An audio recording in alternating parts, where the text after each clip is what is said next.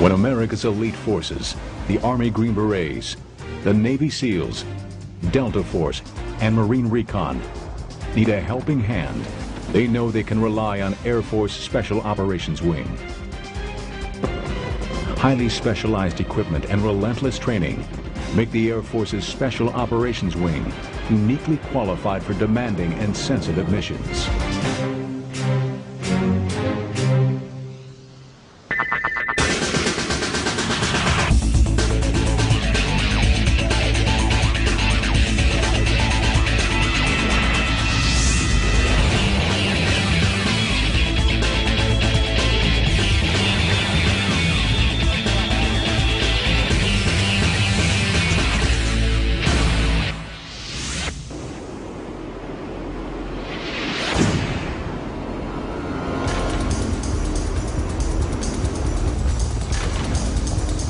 The Special Ops squadrons have seen more combat over the past decades than any other Air Force units.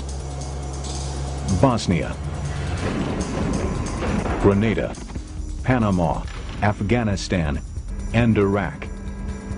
Their unique aircraft and special capabilities make them especially well suited to the demands of close air support beside civilians or friendly forces. In the 1960s, the American Armed Forces realized that more attention had to be paid to low-intensity combat, the brutal Third World conflicts involving irregular and guerrilla forces. Specialized aircraft, though not necessarily high-tech, were needed for these missions. During Vietnam, these operations entailed helicopter and close air support. But in 1979, when Iran held 52 Americans hostage for 444 days, the tactics of the Air Force changed dramatically. We like to call Ayatollah Khomeini, in a sense, the godfather of modern special ops, because it was there where we played a major role in the attempted rescue of the American hostages in Iran. And from that time forward, we began to get perhaps the kind of resources that we needed to do this job in the modern era. The U.S. Air Force's Special Operations Command, headquartered at Hurlburt Field in Florida, is the result of these efforts. Also based at Hurlburt Field is the 16th Special Operations Wing. This unit is different from most Air Force wings in the variety of aircraft it flies. Most wings fly only a single type of aircraft. But the squadrons of this wing each fly different aircraft types, both fixed wing and helicopters, each configured to support specialized missions. In the fixed wing category, we have the AC-130H gunship, which is our gunfire support platform. We have the MC-130, it's a variation of the C-130, and it essentially is a penetrator. It allows us to go deep into enemy territory or hostile airspace with a C-130 size airplane. The third fixed-wing bird is a HC-130. It is a tanker, principally, and its role is to air refuel our helicopters.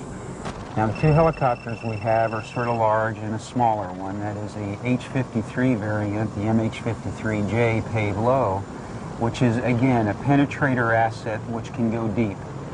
The MH-60 is our light lift helicopter, also air refuelable. It can go deep as well, but does not have all of the penetration avionics that either the 53 or, say, MC-130 have. The MC-130 is called Combat Talon. Its mission is to deliver special forces deep behind enemy lines, either by parachute or by landing at improvised fields.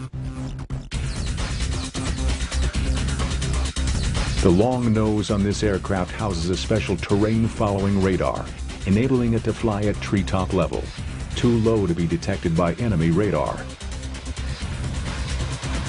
To conceal itself further, its missions are usually flown at night. The MC-130 has other delivery capabilities as well. During the 1991 Gulf War, one of Combat Talon's special missions was the delivery of BLU-82B Daisy Cutter bombs.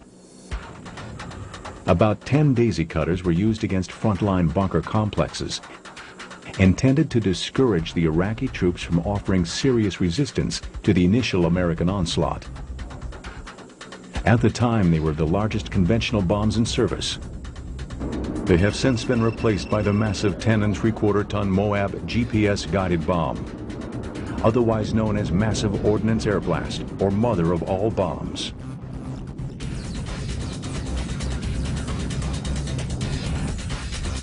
Fitted with a Fulton surface-to-air recovery system, Combat Talon has also been used to extract troops and equipment deep within enemy territory without having to land. This retrieval device snags a line suspended by special balloons and then briskly winches in the soldiers or equipment. In 1996, the Air Force officially retired the Fulton system, preferring to recover valuable assets using long-range heavy-lift helicopters like the MH-53 Pavlo.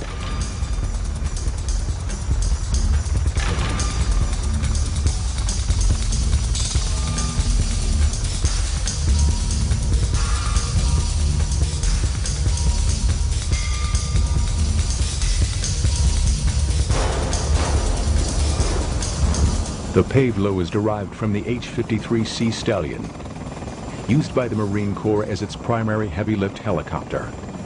Unlike the Marine version, the Pavlo is fitted with an elaborate selection of sensors on its nose, allowing it to fly along treetops beneath enemy radar. Pavlos are also used to rescue downed pilots deep behind enemy lines.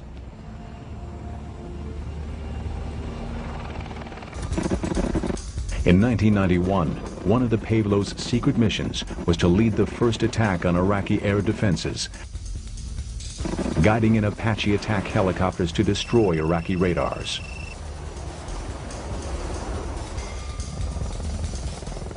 The significant difference between that airplane and others is that, number one, it has a terrain-following, terrain-avoidance radar, which allows the bird to operate as low as 100 feet at night or in adverse weather conditions when one perhaps could not see outside the airplane, and do so safely.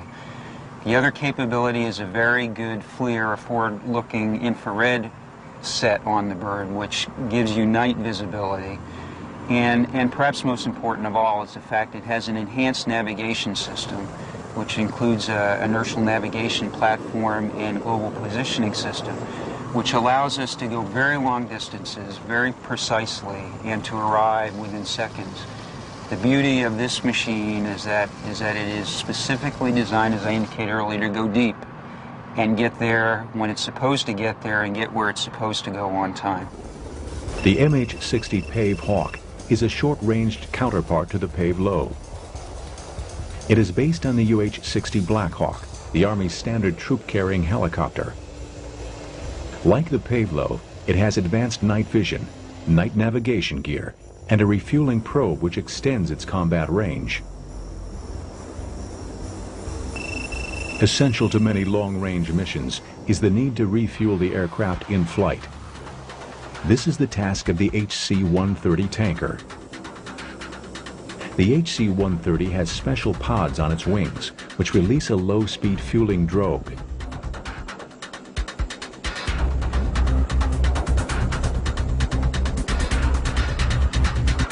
The HC-130 is specially configured to allow it to operate safely at night, refueling the special operations helicopters covertly.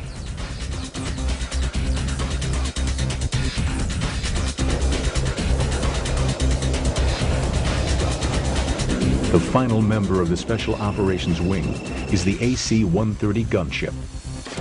The AC-130, nicknamed Spectre, provides fire support for Special Forces troops on the ground.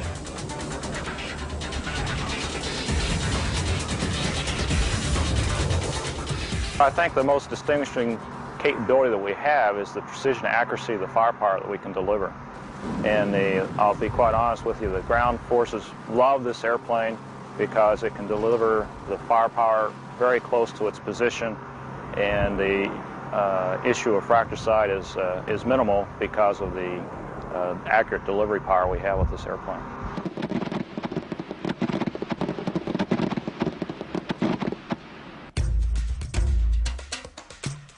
Gunships were among the first types of aircraft developed for Air Force special operations. During the Vietnam War, there was a need for an aircraft with the ability to deliver precision firepower near friendly forces. This led to several designs, including the AC-47 Spooky gunship. These gunships were based on transport aircraft, which offered both necessary size and slow-speed stability. Inevitably, the C-130 became the ultimate gunship platform. The C-130 is one of the most successful transport aircraft ever to fly, and it has proven ideal as the basis for the AC-130 Spectre, specialized for the delivery of pinpoint firepower.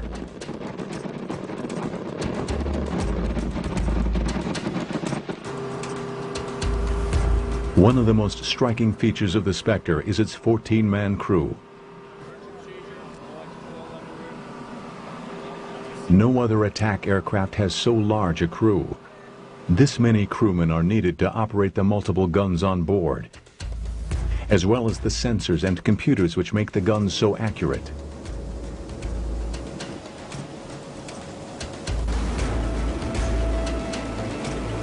The Spectre draws its crew from the Air Force's Military Airlift Command, including crews of the transport version of the C-130 Hercules, called the Slick by Spectre crews.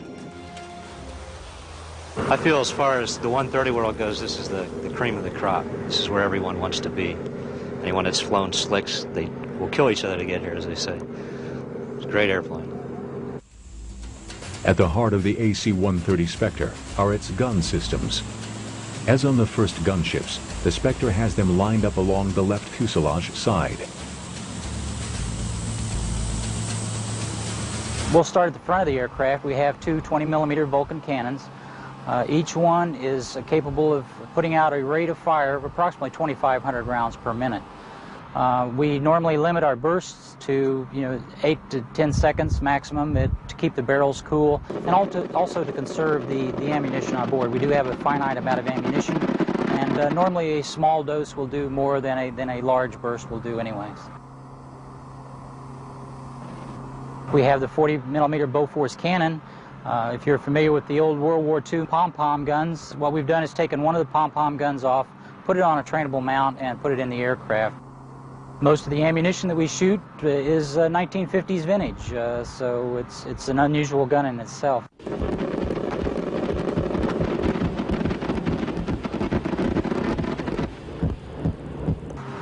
And then finally we have the big weapon, my own personal favorite, the 105 howitzer.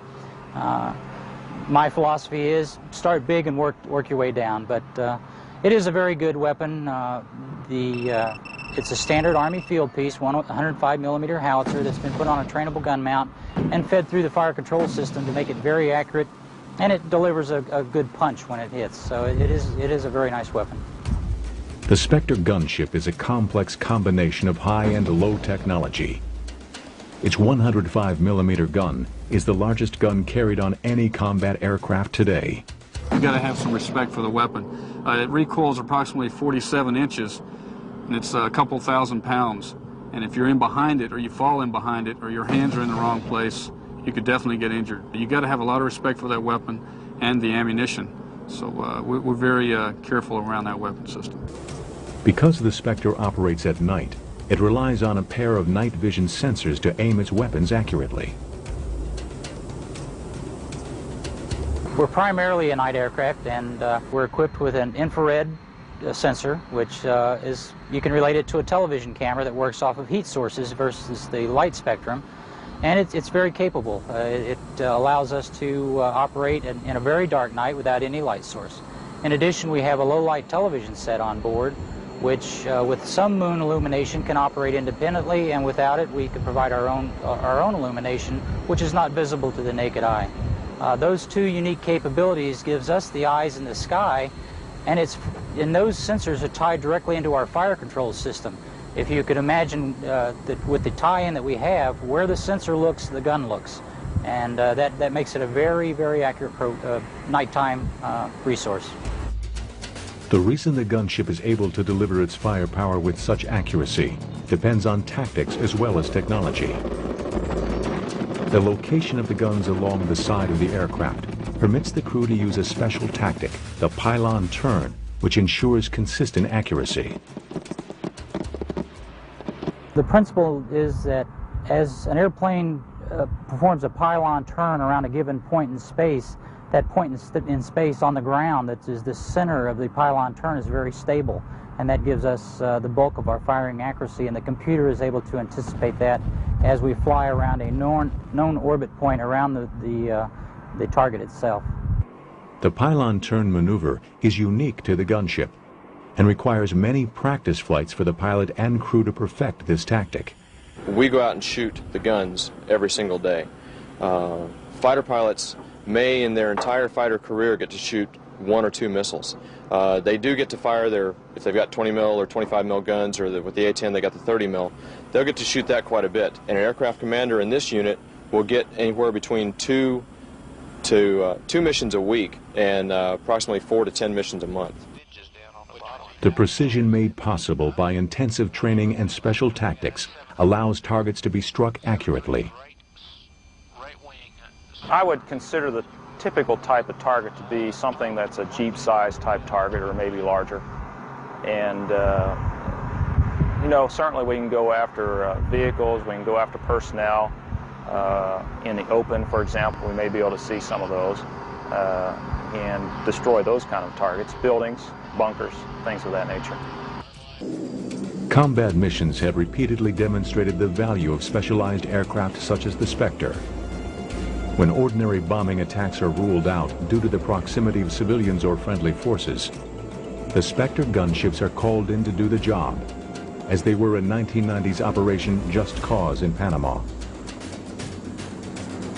A good case in point would be Just Cause, where the AC-130, one of its missions was to work on the Commandancia, and you'll recall the vivid pictures of the Commandancia after that, where the building was taken down with very little collateral damage outside the perimeter of the building. That is the role of the AC-130, to strike targets with limited collateral damage and with high confidence that you're not hitting something other than you intend to strike. The AC-130 Spectre is based on a transport aircraft. And like a transport, it is big and slow.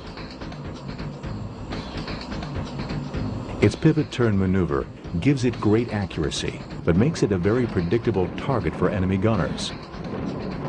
To minimize the risk to the crew and aircraft, it flies at night when it cannot be easily seen by the enemy.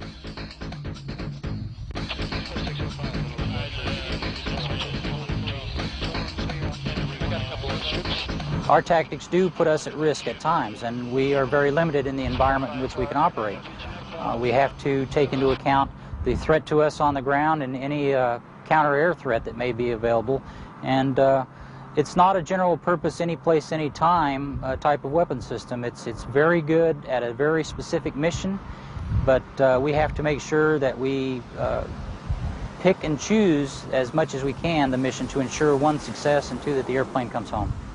The unique capabilities that we provide, that very precise firepower close in with a low lethality envelope, allows us to work very close to friendly forces. The Spectre's night capabilities are reliant on its sophisticated sensors, contained in a small booth in the middle of the aircraft. In the front right of the booth is where the electronic warfare officer sits with all that associated equipment. To my left in the front of the booth is the infrared sensor operator, who basically uses his infrared sensors to locate targets and guide the guns in on them. In the back of the booth is the TV operator, who uses the low-light television system also to find targets and guide the munitions down on them. The night sensors are used to search for targets. The forward-looking infrared sight can detect targets even on the blackest of nights, sensing the minute heat differential between a human being and a machine. The key to the gunship's accuracy is the careful coordination of the sensor operators, the fire control officer, and the pilots. The sensor operator is primarily responsible for target detection, okay? The navigator gets us in the tactical working area, and the sensor coordinates with the fire control officer and navigator for target acquisition and firing on the target. Once the target is located, the data is passed to the fire control officer. This data is loaded into the aircraft's ballistic computer, which calculates the proper ballistic trajectory and designates a target for the pilot.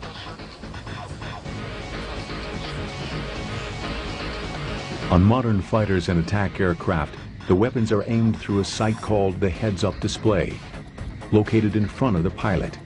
This displays most of the critical flight information and aiming points. On the Spectre, the HUD is located on the side instead of in front of the pilot. Well, the HUD is what we use to aim the weapons. With the computer-generated symbols that we get from the HUD through the computer that's located back near the fire control officer station, that's how we aim the guns. That's when I'm shooting the weapons on this aircraft, I'm basically looking into a black hole. I can't see anything on the ground. We're firing, at altitudes that I can't distinguish ground references. I can't distinguish the target at all. But the sensors are able to see it, and their information is fed into the fire control computer, and that in turn generates the symbols on the HUD, and I use that to aim with. Once I get the symbols matched up on the HUD, then I can fire the weapons. The pilot's decision to fire must be verified by the sensor operator to make sure that the guns are aiming in the right direction. If the pilot makes a mistake, the computer intervenes. In that case, the computer simply prevents us from firing unless we have the proper firing solution. We work very closely with the sensors on that. Whichever sensor we're using, the TV or the infrared, it's kind of a chicken and egg question. The pilot pushes the trigger, and then when the sensor determines that he is locked onto the target, and the gun is at that point following the camera around, they are locked in by the computer. When he decides that he is locked onto the target, he pushes his consent button, and the gun will go off. The night alone cannot protect the Spectre. Even the smallest and least advanced armies now employ radar-directed anti-aircraft guns and infrared-guided missiles. The Spectre defends itself from these threats electronically. It has sensors located around the aircraft to pick up the electronic signals of radar-directed guns that might be homing in on it. And under the aircraft are missile warning receivers. It is the job of the Spectre's electronic warfare officer to determine how the aircraft should respond to each threat. Some enemy weapons cannot be detected electronically, in which case human eyesight must be used to defend the Spectre. At the side of the aircraft sits one of the observers, and in the tail sits another, looking through a plexiglass bubble. These observers have learned from experience what enemy fire looks like.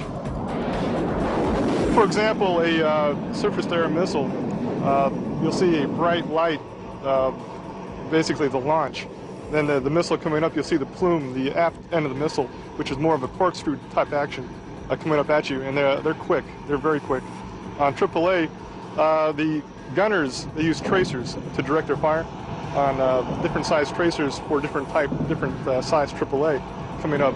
For example, it's more of a lines of BBs coming up at you, red BBs, and that's very, very quick. It's also very, very dangerous, very accurate. It is the experience of crewmen like these that has made the Spectre so formidable a weapon system. The U.S. Air Force Special Ops Squadrons are among the most elite combat units in the world. Whether it's delivering troops deep behind enemy lines, or concentrating awesome firepower in close proximity to friendly forces, these airmen undertake America's most critical missions.